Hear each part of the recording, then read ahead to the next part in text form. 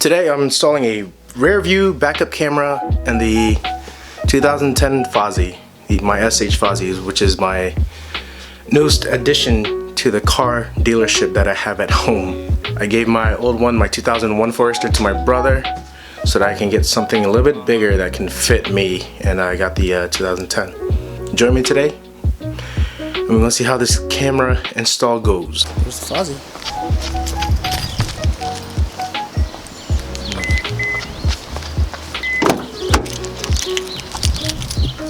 I actually do have to buy some wiring stuff so that I can make this professional looking.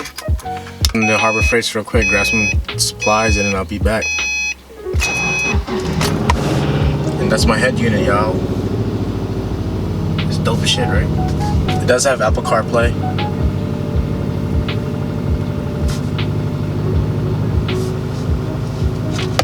Got my iPhone connected.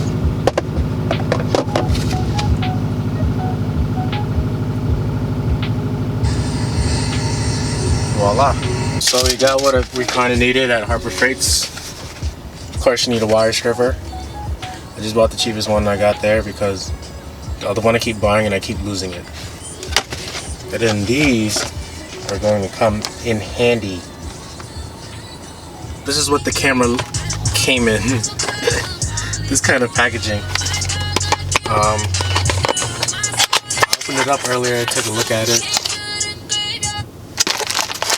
And this camera is pretty nice.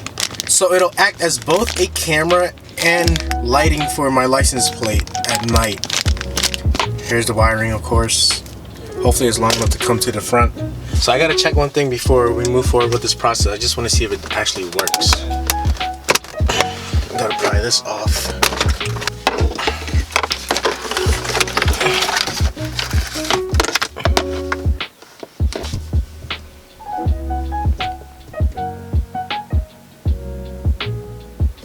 Interesting, still not activated.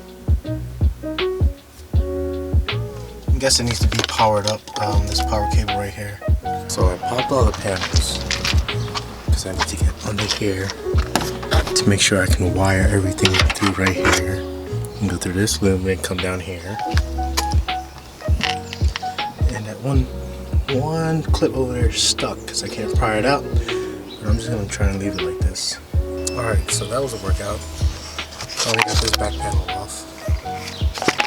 I had to figure out what to do with this wire. Or this light bulb on this right here. Okay, just to show you how this is how it sits in the LED mount in the back. Right, so I just wired the camera's LEDs, and let's say we have light when I turn the lights on.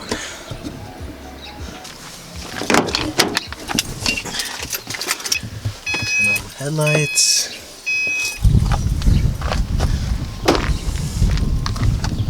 And voila, we have light.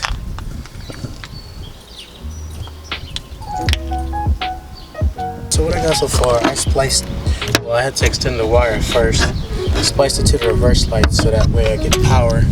This comes out of here. Here, this wire is wired up to the power. And here, power wire. Squeeze it in through here. Man, that shit was difficult. Come up here. Come up here. This is the freakiest shit I've ever seen. It's April, right? It's freaking snowing, my guy. About 55 degrees at least, and it's snowing, guys. The first snow of the year. All right, just to give a little update. I got all this side panel back together.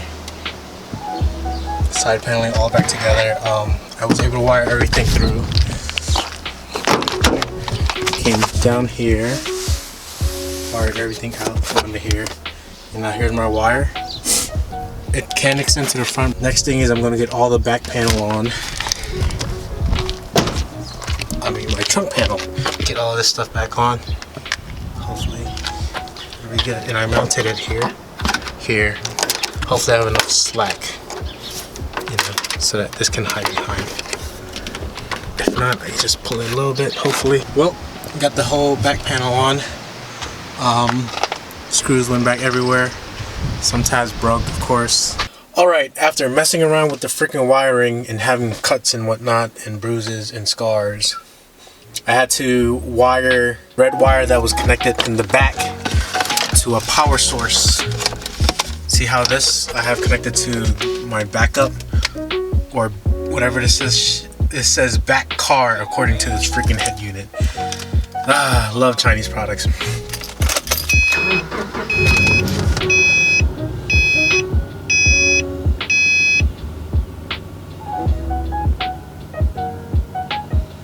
Alright, this thing keeps auto-populating.